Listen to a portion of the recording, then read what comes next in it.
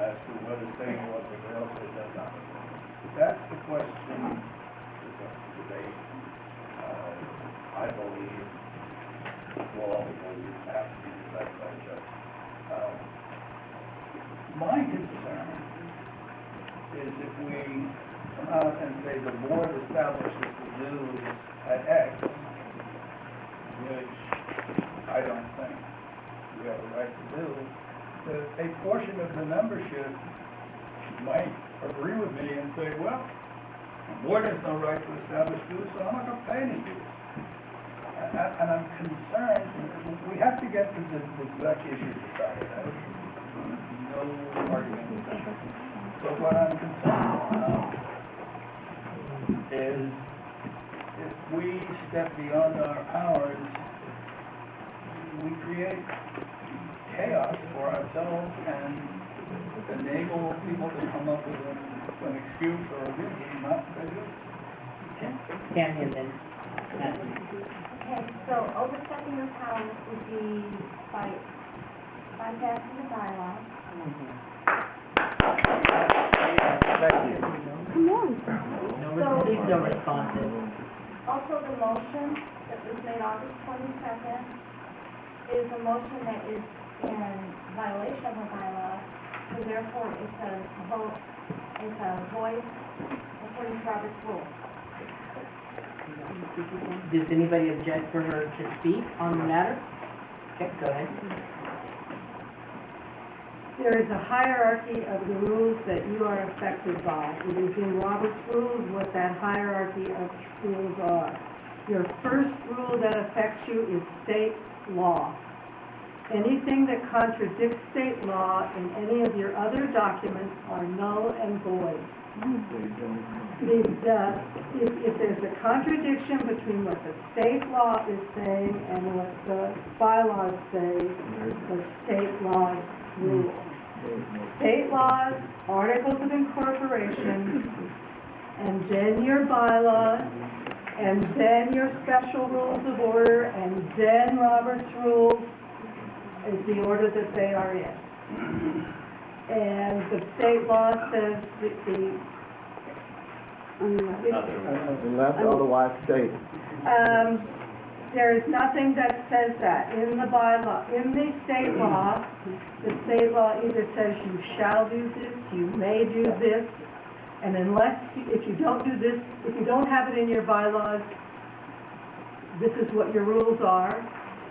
And in the article that you are quoting is 025, and there's nothing in there that applies to the section on the budget that says otherwise in the bylaws. It says otherwise provided in our bylaws. It says it for item 1, which relates to the directors acting in all instances for the membership. The first sentence says unless otherwise provided in the authority. The first sentence. Let's take more comments from board discussion. This is a board discussion. And I'm just reading this. That's all I can do. I can't interpret it. But the 025 says 4 items. The first one says, the board of directors shall act in all instances on behalf of the association unless the bylaws say different. The second one says the board of directors shall not act on amending the article, take any action that requires the vote of the members, but it doesn't say unless it is provided for in the bylaw. It does not say that in the language. I go to the statement. Let's go Tammy and then... I can read it. Okay. Yes, I'm sorry. Go ahead. Chuck McGrady said that it's a problem because state law takes precedence, and the implication of what you were saying was if we rescind the August 22nd motion, we would risk being in violation of state law. Right? Well, I'm sorry, I got distracted by statements. Can you restate what he said, so I can address it more properly? Yes, please, could you restate what you said? Thanks. What I said is we have bylaws that say that the assessment must be approved by the membership. And if we, as the board, take that right away from the members and establish an assessment by ourselves as the board, that assessment would be subject to a challenge and might cause some people to refuse to pay the dues. Okay, now, that's what he said the first time. The second time, he also invoked state law. And I don't remember exactly what he said, so forgive me if I don't get it right.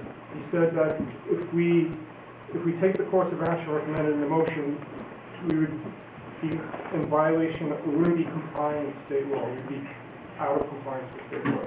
However, if you look at the supporting documentation, if you look at Phil Sharp's memo from August 22nd, we're not speaking to what Ann was talking about, section .025. We do mention that, but the motion makes reference to section .020, which says, unless otherwise provided in the governing documents, an association may adopt and amend budgets for revenues, expenditures, and reserves, and impose and collect assessments for common expenses and orders.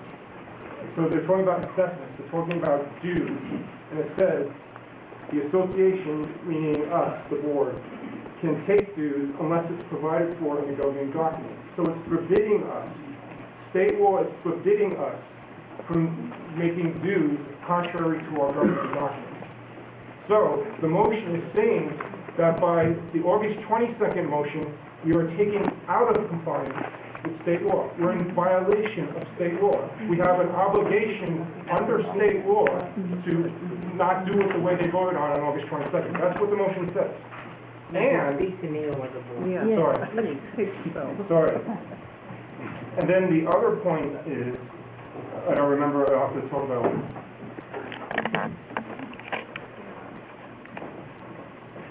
Okay, Linda? I think with Ann, and I respectfully disagree, but 0205 applies to us. In Olympia, whenever anyone has contacted them, they have always said your bylaws take precedence. The 020 gives us the association those powers.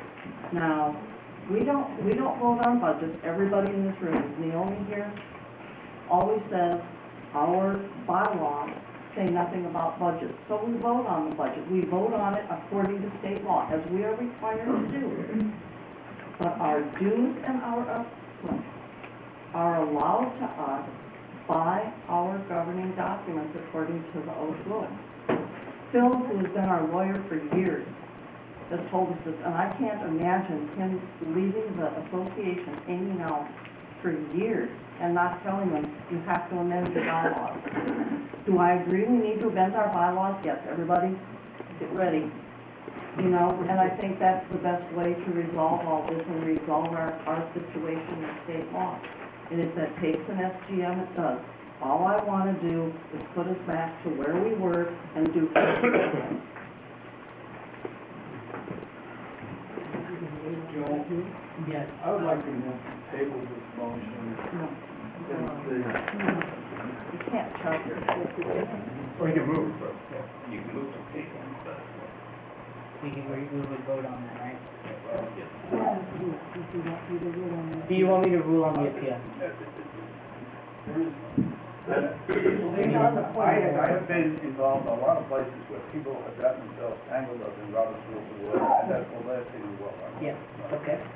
So, I'm trying to avert a disaster, and I know we have people here who have differing legal opinions.